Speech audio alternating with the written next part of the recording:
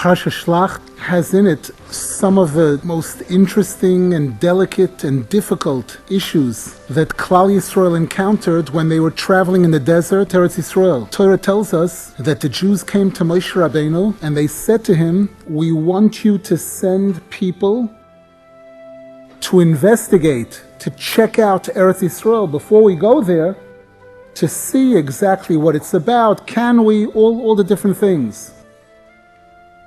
And we're told that this was a terrible, terrible mistake. This was a display of lack of faith and trust in Hashem. That Hashem said go. And Hashem said this is the place. And they wanted specifically to send messengers, shlichim. What's this all about? And how do we relate to this? Rab Nasan Zal in Likutei Halachos, in Choshen Mishpat, at the end of the first volume, Hilchas Shluchin, there's a chapter in Shulchan Aruch which discusses the laws that pertain to a messenger. When a person sends a messenger on a mission, what are the obligations and responsibilities of the messenger? What are the obligations and responsibilities of the one who sends them? How does it work legally? And Rab Nasan Zal explains it from a spiritual point, that there's Hashem, the Creator, and Hashem has shlichim. Hashem has messengers. The angels of Hashem are referred to as Hashem's messengers, shlichim. The Torah says, "Tomid einei Hashem alekecha ba," that the eyes of Hashem are always focused on Eretz Yisrael. What does that mean? How does that translate into anything practical for us? That every single detail and every single aspect of what goes on in Eretz Yisrael and related to Eretz Yisrael is under the direct supervision of Hashem. No intermediaries, no assistants. Lahavdil, you have a businessman who has several different businesses, and he's got different people that manage his different businesses.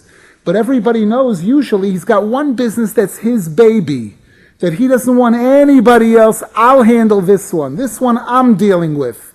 The managers are all cute and fine. They can run the other ones and report to me directly, and he's controlling those also. But there's one that's his baby that he doesn't want anybody else interfering. This is my baby. I don't need any assistance for this. That's how Hashem defines Eretz Yisrael. Tomid einei Hashem alekecha ba. The eyes of Hashem are upon it.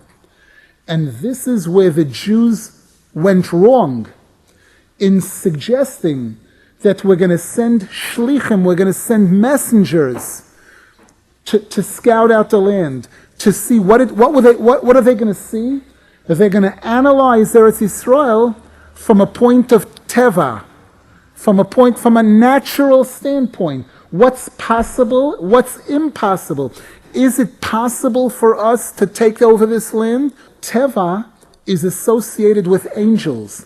It's brought that the word hateva, which means nature, is bigimatria Elokim, which is one of the names of Hashem, Elokim, which is a name that's used to represent angels.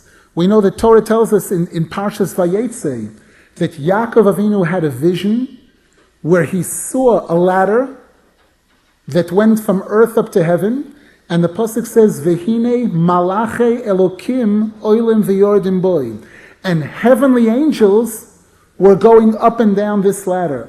So the word Elokim is used sometimes to refer to an angel, and the word Elokim is also bigimatria hateva, nature. The mistake that they made thousands of years ago is the same mistake that we make today, that what's possible and impossible, the definitions of possible and impossible. And Rab Nasan Zal says this is the difference between hashgacha prati, versus teva.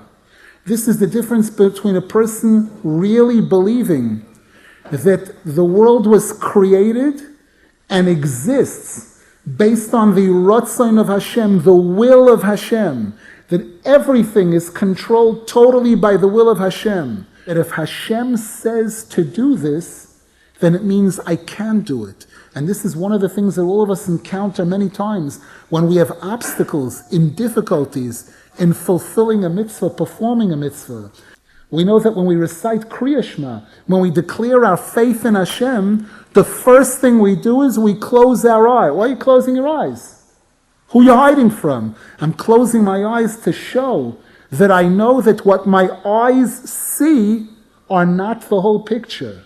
What the tzaddikim, what Hashem sees, what the true tzaddikim see, that's the whole picture. And therefore, when certain things look to me impossible, if Hashem says, do it, and if the tzaddik says, you can do it, that this applies, we know that people can make a mistake. This is why we have a Shulchan Aruch.